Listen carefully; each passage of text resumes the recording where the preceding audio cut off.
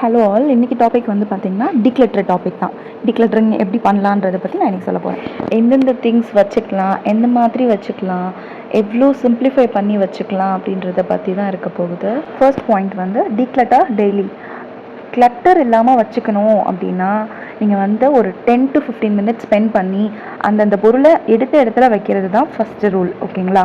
எடுத்த இடத்துல திரும்ப அந்த பொருளை வைக்கும்போது உங்களுக்கு டைம், எனர்ஜி எல்லாமே சேவ் ஆகுது. அண்ட் எல்லாத்துக்குமே ஒரு வீடு இருக்கணும். அதாவது எல்லா பொருளுக்குமே வீடுன்னு ஒன்று இருக்கணும். அதுக்கான ஸ்பேஸ் நம்ம கொடுத்துட்டோம்னா கரெக்டாக நம்ம அந்த இடத்துல போய் வச்சுடுவோம் எல்லாத்தையுமே. அண்ட் நீங்கள் வந்து எடுத்த பொருளை எடுத்த இடத்துல வைக்கும்போது மற்றவங்களுக்கும் ஈஸியாக இருக்கும் ஐடென்டிஃபை பண்ணுறதுக்கு. அண்ட் மற்றவங்க யூஸ் பண்ணுற பொருளாக இருந்தால் அவங்க எடுத்து யூஸ் பண்ணுறதுக்கும் ஈஸியாக இருக்கும். இது இந்த இடத்துல தான் இருக்கும் அப்படின்னு மற்றவங்களும் ஐடென்டிஃபை பண்ணிப்பாங்க. சின்ன சின்ன விஷயம்லாம் நீங்கள் வந்து இந்த மாதிரி சேஞ்சஸ் பண்ணிகிட்டே வரும்போது மற்றவங்களுக்கும் சரி உங்களுக்கும் சரி நிறைய டைம் இதனால் சேவ் பண்ணலாம். செகண்ட் பாயிண்ட் வந்து மேக் யோர் பெட்.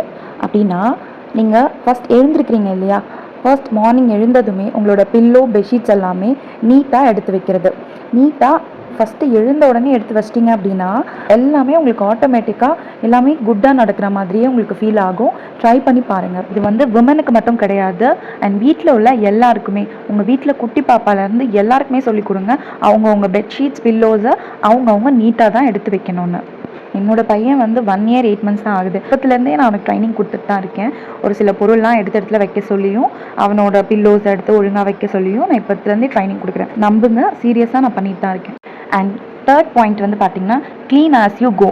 அப்படின்னா நீங்கள் இப்போ எங்கெங்கெல்லாம் போகிறீங்களோ வீட்டுக்குள்ளாரையும் சரி, வெளியே காம்பவுண்ட் வாலில் எங்கே போனாலுமே சரி, எதை எடுத்து நீங்கள் யூஸ் பண்ணாலுமே அந்த பொருளை யூஸ் பண்ண உடனேயே அதோட வீட்டில் கொண்டு போய் வச்சிடுங்க. அதாவது அதுக்குன்னு ஒரு ஸ்பேஸ் கொடுத்துருப்போம் இல்லையா, அங்கே எடுத்துகிட்டு போய் கரெக்டாக வச்சிடணும். அண்ட் இப்போ நீங்கள் குக் பண்ணுறீங்க அப்படின்னா இப்போ வெஜ்ஜீஸ்லாம் கட் பண்ணிவிட்டு மேலேயே வந்து அந்த வெஜ்ஜீஸோட வேஸ்ட்டெல்லாம் போட்டு வச்சுடுவோம் இல்லையா. ஸோ அதையும் நீங்கள் கையோடவே க்ளீன் பண்ணி எடுத்துட்டிங்கன்னா உங்களுக்கு அந்த இடமும் வந்து நிறைய ஸ்பேஸ் இருக்க மாதிரி இருக்கும்.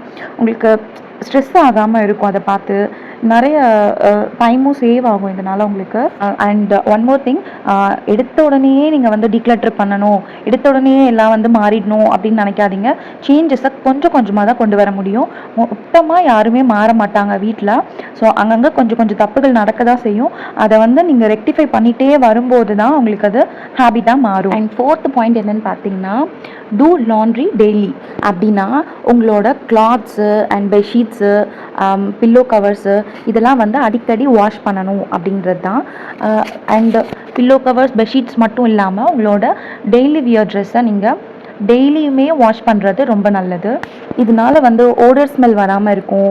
அண்ட் வந்து அங்கங்கே கிளாத்ஸ் போட்டு வச்சுருப்பாங்க வீட்டில்.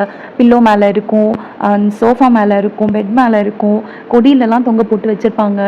இந்த மாதிரிலாம் இருக்கும்போது அது வந்து பார்க்க நீட்டாக இருக்காது வீடு. ஸோ கிளட்டரை தான் உங்களுக்கு க்ரியேட் பண்ணும். அதனால நீங்கள் கிளாத்ஸை யூஸ் பண்ணுறீங்க அப்படின்னா அதை வந்து லாண்ட்ரி பக்கெட்டில் கொண்டு போய் போட்டுடுங்க. இப்படி அங்கங்கே கிளாத்ஸ் இருந்துச்சு அப்படின்னா வீடு வந்து மெஸ்ஸியாக தெரியும். உங்களுக்கும் அது ஸ்ட்ரெஸ்ஸை தான் க்ரியேட் பண்ணும். அண்ட் வீட்டில் உள்ளவங்களும் இதை புரிஞ்சு நடந்துக்கோங்க. அண்ட் விமெனுக்கு பார்த்தீங்கன்னா மோர் ஸ்ட்ரெஸ் எதனால் க்ரியேட் ஆகுது அப்படின்னா வீடு வந்து இந்த மாதிரி கிளட்டராக இருக்கிறதுனால தான் உங்களுக்கு டிப்ரெஷன் ஆகுதுன்னு சொல்கிறாங்க. அண்ட் ஃபிஃப்த் பாயிண்ட் என்னென்னு பார்த்தீங்கன்னா 10 minute க்ளீன் ஹேபிட். அப்படின்னா இப்போது ஒரு 10 minutes தான் ஆகும் சில வேலையெல்லாம் பார்க்குறதுக்கு. அந்த மாதிரி வேலையெல்லாம் நீங்கள் ஒரு டைமர் ஆன் பண்ணி வச்சுட்டு என்னென்னலாம் கலைஞ்சு கிடக்கோ, வீடு என்னென்னலாம் வந்து மெஸ்ஸியாக ஆகியிருக்கோ அதெல்லாம் நீங்கள் க்ளீன் பண்ணி பாருங்களேன். மொத்தமாக அந்த 10 minutesக்குள்ளாரையே நீங்கள் நிறைய வந்து க்ளீன் பண்ணி முடிச்சிடுவீங்க. அதுவே உங்களுக்கு பிக் அப்ரிஷியேஷனாக இருக்கும். அண்ட் வந்து நீங்கள் ஒரு ஃபோன்லேயோ இல்லை வந்து டைமர்லேயோ ஏதோ ஒன்றத்தில் ஒரு 10 minutes மட்டும் டைமர் செட் பண்ணிக்கோங்க. செட் பண்ணிவிட்டு நீங்கள் என்னென்ன வேலையெல்லாம் பார்க்கணுமோ அதெல்லாம் பாருங்கள். லைனாக குயிக்காக பார்த்து முடிங்க. குட்டி குட்டி வேலை, அதாவது கலைஞ்சு கிடக்கிறதெல்லாம் எடுத்து வைக்கிறது, அப்புறமா பெட் பில்லோஸை சரி பண்ணுறது, வீடு பெருக்கிறது, இந்த மாதிரி சில வேலையெல்லாம் பார்த்துட்டே வந்தீங்கன்னா அதுலேயே உங்களுக்கு தெரிஞ்சிடும் அந்த 10 minutesல உங்களால் எவ்வளோ பண்ண முடியுது. நீங்களாகவே ஒரு கால்குலேஷனுக்கும் வர முடியும், நீங்களாகவே ஒரு ஐடென்டிஃபையும் பண்ண முடியும். ஓகே, இந்த வேலை பண்ணுறதுக்கு இவ்வளோ தான் டைம் ஆகுது. ஸோ நம்ம வந்து டெய்லியும் ஒரு 2 minutes or 5 minutes ஸ்பெண்ட் பண்ணோன்னா இந்த வேலை முடிஞ்சிடும் அப்படின்னு உங்களுக்கே ஒரு ஐடியா வரும். அண்ட் 6th பாயிண்ட் வந்து பார்த்தீங்கன்னா ஸ்டே கன்சிஸ்டன்ட். அண்ட் அப்படின்னா வந்து நீங்கள் வந்து ஒரு வேலையை ஸ்டார்ட் பண்ணுறீங்கன்னா அதில் வந்து கன்சிஸ்டன்சியாக இருக்கணும். அதான் ரொம்ப முக்கியமான ஒரு விஷயம். Consistency is important. ஓகேவா? நீங்கள் வந்து இன்றைக்கி மட்டும் பண்ணிவிட்டு அந்த வேலையை வந்து நீங்கள் அப்படியே ஸ்டாப் பண்ணுறீங்க அப்படின்னா அது கன்சிஸ்டன்சி கிடையாது. நீங்கள் டெய்லியுமே அது ஒரு ஹேபிட்டாக மாற்றிக்கிட்டு வரும்போது அது உங்களுக்கே வந்து ஒரு பிக் இம்பேக்டாக இருக்கும் உங்கள் லைஃப்க்கு.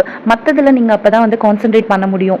சில விஷயம்லாம் நீங்கள் வந்து பண்ணணும் அப்படின்னு நீங்கள் நிறைய ட்ரீம் வச்சுருப்பீங்க, அதுக்கெல்லாம் உங்களுக்கு நிறைய டைம் கிடைக்கும். இதனாலலாம் கிடைக்குமா அப்படின்னு நீங்கள் நினச்சிங்கன்னா கண்டிப்பாக கிடைக்குங்க. சீரியஸ்லி நம்புங்க. டீக்ளட்டர் பண்ணிவிட்டு நீங்கள் வீட்டை வந்து கிளட்டர் ஃப்ரீயாக வச்சுருங்க. உங்களுக்கு எல்லாமே ஆட்டோமேட்டிக்காக குட்டாக நடக்கிற மாதிரியே தோணும் பாருங்கள். அண்ட் ஆல்ரெடி நான் வீட்டில் நிறையவே நான் டீக்ளட்டர் பண்ணியிருக்கேன். அதை வச்சு தான் நான் உங்களுக்கு சொல்கிறேன். எடுத்த பொருளை எடுத்த இடத்துல வைக்கும்போது வீடும் நீட்டாக இருக்கும், எதுவுமே களையவும் சான்ஸ் இருக்காது. இந்த மெடிசன்ஸ்லாம் வந்து எடுத்தோம் அப்படின்னா பெட்டு பக்கத்துலேயே வச்சுப்பாங்க, அந்த மாதிரிலாம் வைக்கக்கூடாது.